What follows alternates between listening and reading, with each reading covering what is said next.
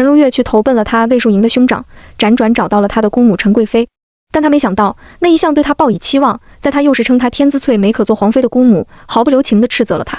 他的兄长还听闻了陈贵妃的吩咐，命人将他关了起来，打算送回赣州。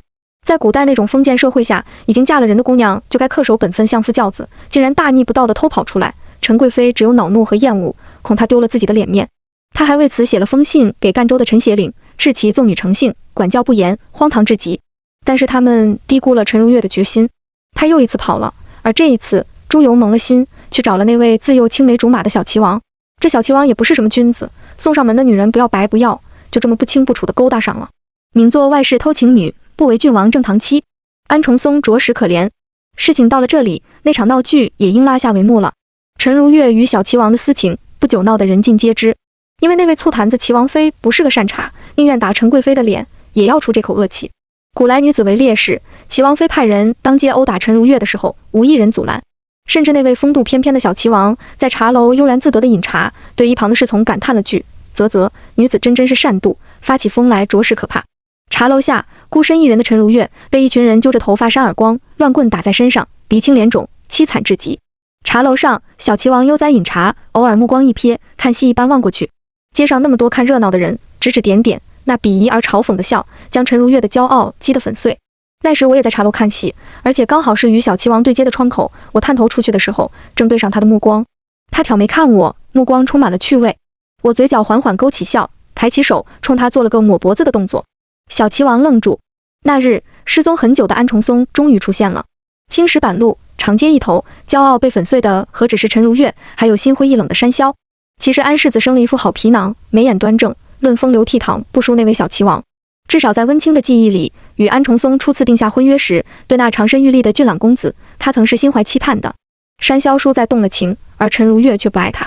洛邑山林，他看到了7岁的陈如月，一路跟着到了赣州，附身成为安郡王世子，眼神炽热地望向那个姑娘，跪舔多年。他可以为陈如月做任何事，在他疯了的时候，不惜与父母决裂，也要娶她。赣州人人皆知，陈家小姐性情骄纵，心狠手辣，也人人皆知安郡王世子深情几许，乃世间第一痴情种。他家中没有任何妾室，哪怕郡王夫妇后来认了命，老泪纵横地表示愿意接受陈如月入门，但他已经是个疯子，安世子必须纳妾绵延香火。人类的传统和枷锁，对山魈来说虽然都是狗屁，但自他成为安世子，尚且算是个孝顺的儿子。除了对陈如月的感情，容不得任何人亵渎。感天动地，连与他家是政敌的陈协领都被感动了。甚至他后来为了他饮下我的妖血，将死穴留给了我。陈如月被打得满地扭滚时，他至今的家人视而不见。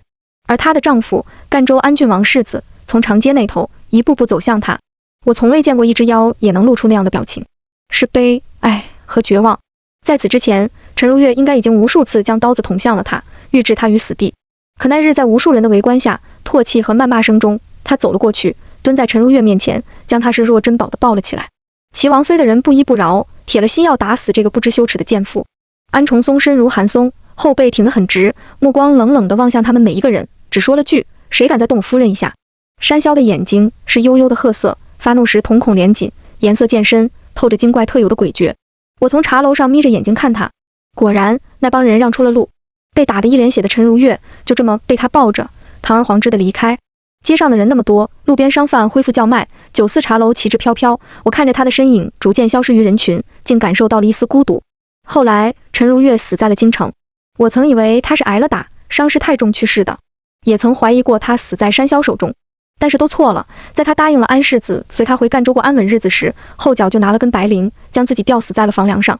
可怜那只山魈，当时陈如月的丑事传遍了，甚至远在赣州的陈家和安郡王家都知晓了。为此安郡王妃气得昏迷，躺在床上虚弱得快死了。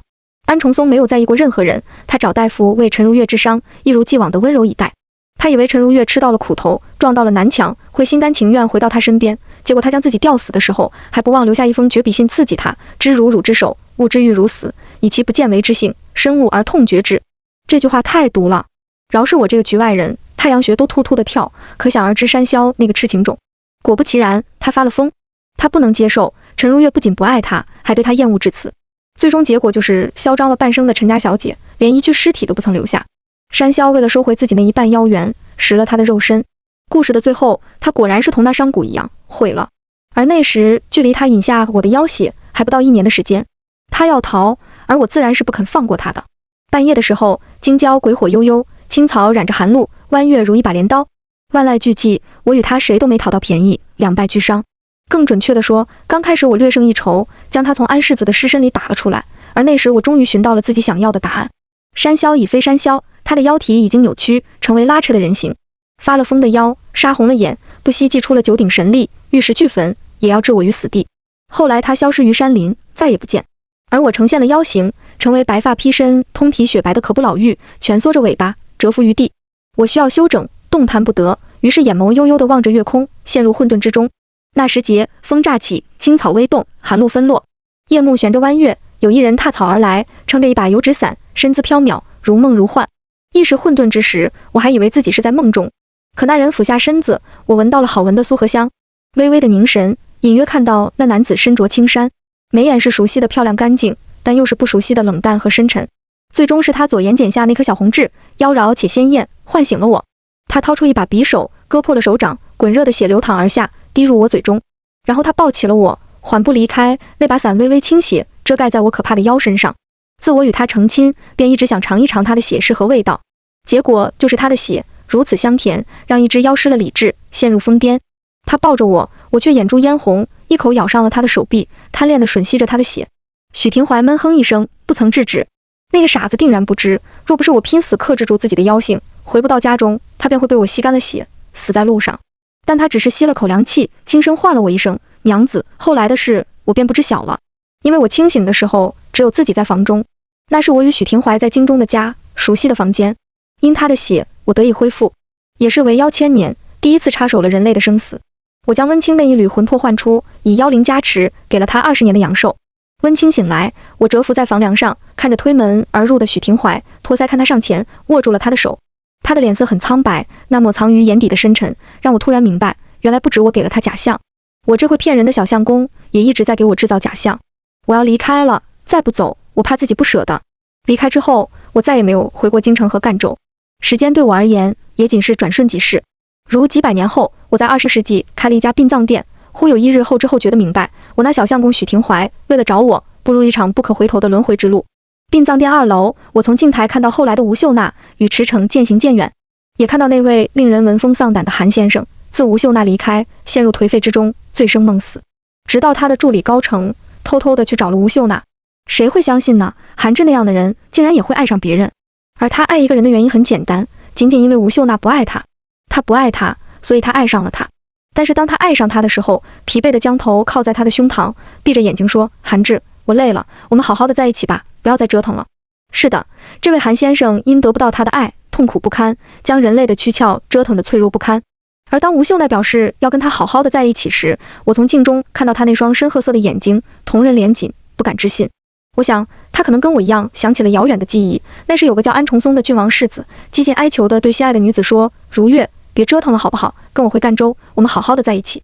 可惜那个女人至死都在说知如汝之手，勿之欲如死。但吴秀娜不一样，她主动对他说：别折腾了，我们在一起吧。看到这里的时候，我便已经知道结局了。如当初韩志喃喃一语对他说：娜娜，你最好永远都不要爱上我。爱上他的结局，他定然也是知晓的，因为他是商贾孙南城。商贾赶路，同伙谋财，客死山林，遭遇精怪，月下交易，契约地盟，魂归故里，凄悲而泣。最后是灵魂献祭。鬼魂本身就是一团由黑暗主宰的怨气，而商贾的鬼魂在被山魈吞噬之时，因他毁了，怕了，这团怨气被无限放大，凝聚成了消散不去的执念。这执念便是为何他的妻子还在等他，为何他不是薄情寡义之人，为何愿意接那一个归来的鬼魂。若不是他的缘故，他又怎么会赌输，给了山魈吃掉他的机会。怨念滋生，使他恨上了他的妻子，恨他心里有他，恨他还爱着他。他与山魈拉扯，合二为一，而那无限放大的阴暗最终吞噬了他。他会爱上一个永远不会爱他的女人，而若这女人回头看他，深情凝视，会让他想到他的妻子，怨气凝聚的执念，致使他会报复这个女人。半山别墅，乌云遮月，与韩志定下婚期的吴秀娜沉浸在幸福之中。她在试婚纱，那件昂贵的婚纱镶满了宝石，光彩夺目，刚刚由知名设计师送过来，匠心独运，美轮美奂，是穿的时候她不知道，她整个人都在发光，美得不可思议。摘下眼镜的韩志在看她，四目相对，褐色眼眸下流淌着暗涌的黑河，他笑了。那晚如同任何一个普通的夜晚，吴秀娜熟睡，韩志站在床头看她，长身玉立的身影映在墙上的影子狰狞而暗黑。他眼眸悠悠地盯着她，手抚上她的脸，喃喃自语：“我说过了呀，你最好永远不要爱上我。所以为什么要爱上我？为什么？”吴秀娜在睡梦中呢喃了一声，他听到了，他在说：“韩志，我在这儿，韩志，我在这儿。”内向神情冰冷的男人愣怔了下，接着用手抹了把脸。他红着眼圈，片刻便落下泪来，如几百年前一样，眼中有悲，有哀，也有绝望。但有什么用呢？那双眸子只稍稍低垂了一下，再次抬起，怨念滋生，猛兽凶光毕现。最后，那眉目俊朗的男人再次走出来的时候，戴着金丝框架眼镜，神情是一如既往的清冷。他好像永远是这么冷静和斯文。我已经很多年不曾踏入丰都了。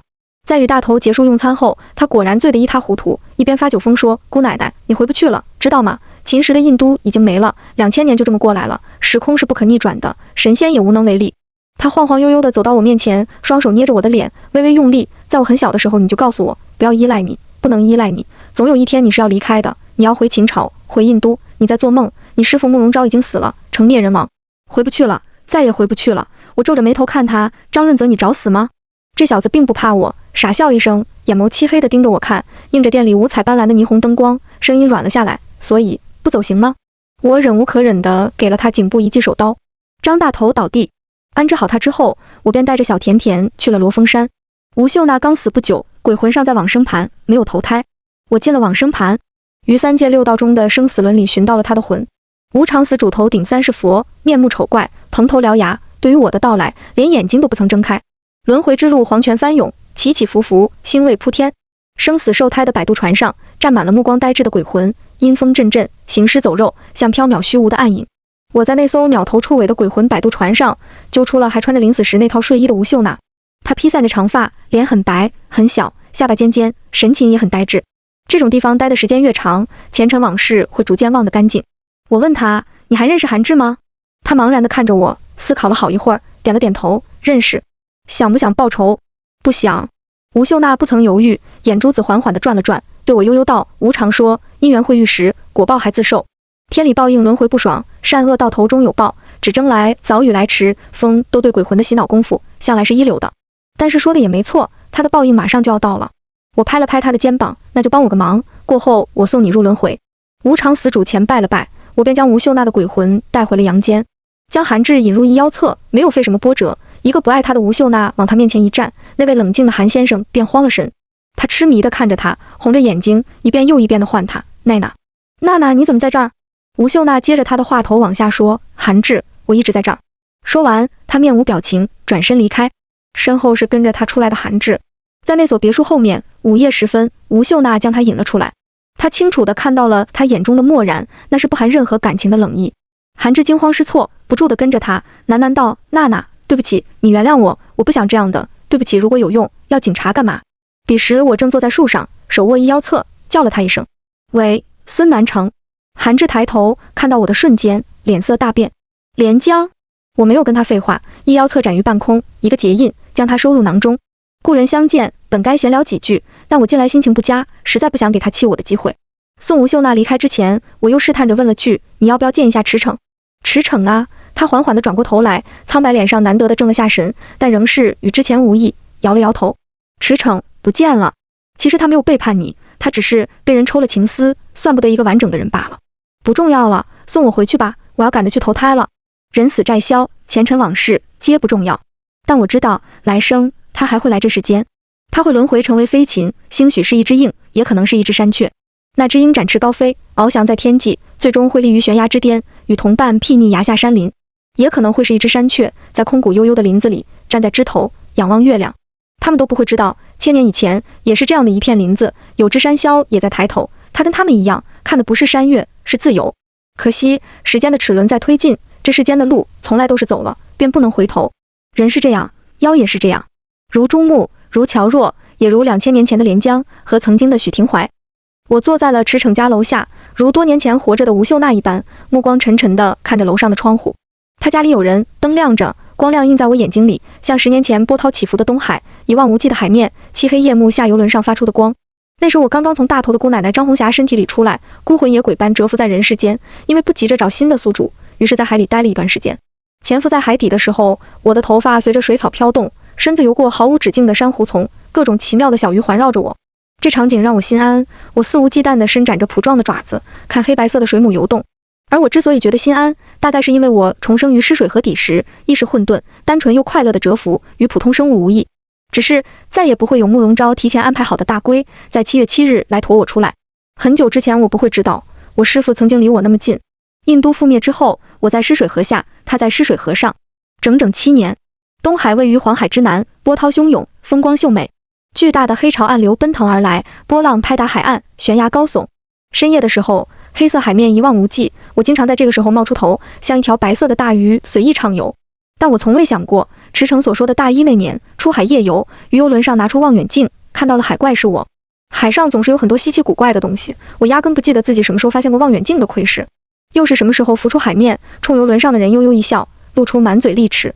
妖的眼睛看到的是黑白色的世界，而我经历了太漫长的时间，自动摒弃过太多微不足道的记忆，直到通过镜台看到了吴秀娜的一生。池诚深夜醉酒，呢喃着青青别走。吴秀娜心灰意冷，肝肠寸断。只有我知道，她换的是青青，不是青青。池诚是我那小相公许廷怀在生死轮里几经轮转，终于与我相遇的灵魂转世。事实上，很早之前我便一直在想，许廷怀到底是怎么知道我不是人的？究竟是哪里漏了破绽？不可能有破绽的，一个凡人，我完全可以糊弄得很好。直到我从镜台幻境之中看到他活在我编织的梦境里，那个传闻中文取心下凡的男人，到底还是我小瞧了他。庄生晓梦迷蝴蝶，那个梦确实迷惑了他。很长一段时间，他分不清梦境与现实，但他很聪明，善于洞察人心，也善于观察细节。他更善于伪装自己。在我觉得我那小相公是个干净纯粹的少年郎时，少年已长成男人模样。他心思深沉，头脑敏锐，京中开始盛传状元夫人异于常人时，他就已经确定了我不是温卿。直到我回了赣州，许家派过去的那个叫明丽的姑娘红着脸爬上他的床，尚未礼成，人已经被他一把推开。当时他的脸苍白无比，那一刻他无比清醒地意识到了梦境与现实的区别。后来我追随陈如月和安重松来了京城，自以为藏得隐秘，其实那个聪明的家伙已经顺着陈如月这条线悄无声息地盯上了我。难得的是，他知道我是妖，仍出现在了京郊原野，将油纸伞遮下，抱起了呈现妖体的我。我从来没有回去过京城和赣州，20年对我来说转瞬即逝。然而却有那么一个人，相思成疾，病入膏肓。他与真正的温卿相敬如宾，恪守做丈夫的本分，但也只坚持了几年，便因病去世了。没人知道，最后的时光，病入膏肓的许廷怀回了赣州。他去了那座半山腰的老庙，见到了老道米尔。他跪在那罗刹像的丰都大帝面前，跟鬼君说：“我命不久矣，祈求往生路上还能见到我家娘子，再续前缘。”昏昏欲睡的米尔睁开了眼，好笑地看着他，求姻缘，该去月老庙。许廷怀笑了：“我家娘子可不是普通人。”啊，那是何人？他是妖，一只很丑很可怕的妖。那你为何还要见他？世人独爱皮囊，唯我爱那皮囊下的灵魂。我家娘子妖形之下藏着一个眉清目秀的姑娘，这么多年，她在我眼睛里，也在我心里。米尔哦了一声，许廷怀起了身，朝他一拜：“老师傅可曾见过他？”“不曾见过。”老师傅撒谎，他曾和家母一起来过，还给庙里添了香油钱。米尔哈哈大笑，指着他你呀你了半天，叹息道：“读书人太聪明，知道来求鬼君。你当真知道这世上除了鬼君，没有第二座庙敢成全你？你又是否知道为此你会付出怎样的代价？”许廷怀笑了，苍白脸上漾起梨涡，朝他又是深深一拜，望老师傅成全，任何代价，小生无怨无悔。是我错了，我看走了眼，那一脸慈悲的凡人老道，是丰都大帝遁入轮回，在凡间的肉体凡胎。当初在赣州，我因陈如月被治好一事去找过他，过后我又见过他一次。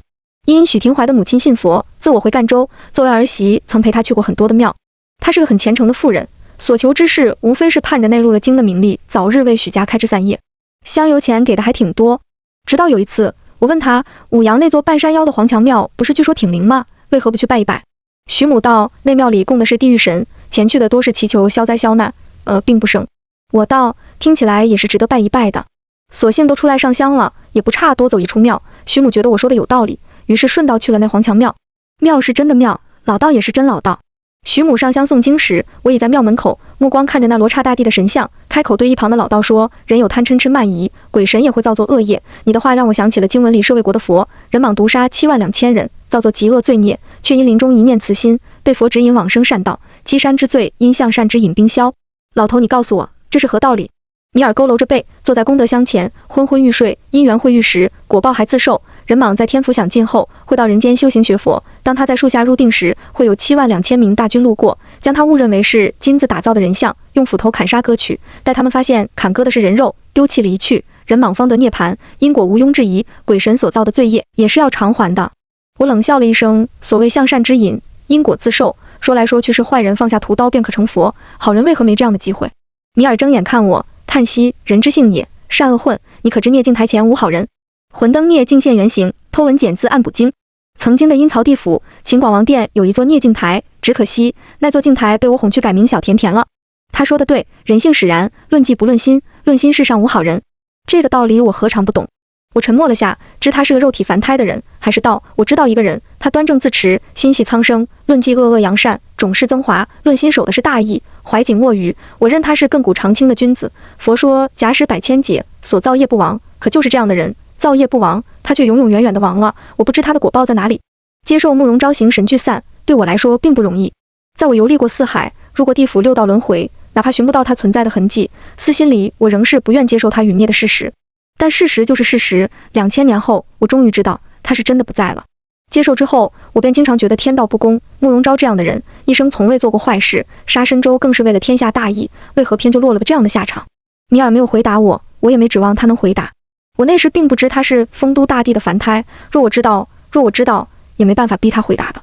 丰都大帝有个很有名的绰号，北地大魔王，执掌36域的鬼君。莫说那10恶不赦、大奸大恶之人，再厉害的鬼怪魍魉，但凡落于他手，永不能超生天界。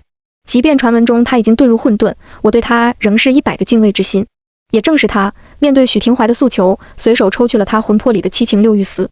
许廷怀生死受胎时坐的是龙头人为摆渡船，驰骋是他在人道轮回时的第3世。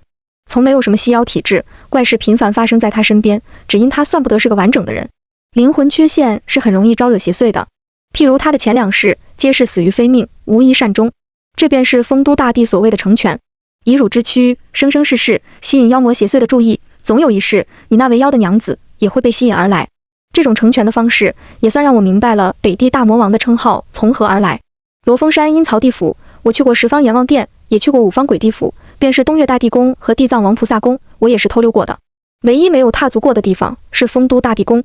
之所以没有踏足，如前文所说，是因为敬畏，但这次势必要去一趟了。茫茫地府，巍峨宫殿，四面暗黑阴沉，漫无边际。殿外高耸的石柱上缠着一条大蛇，那是黄泉之魔黄蛇。巨大的蛇身缠绕石柱，黑得锃亮。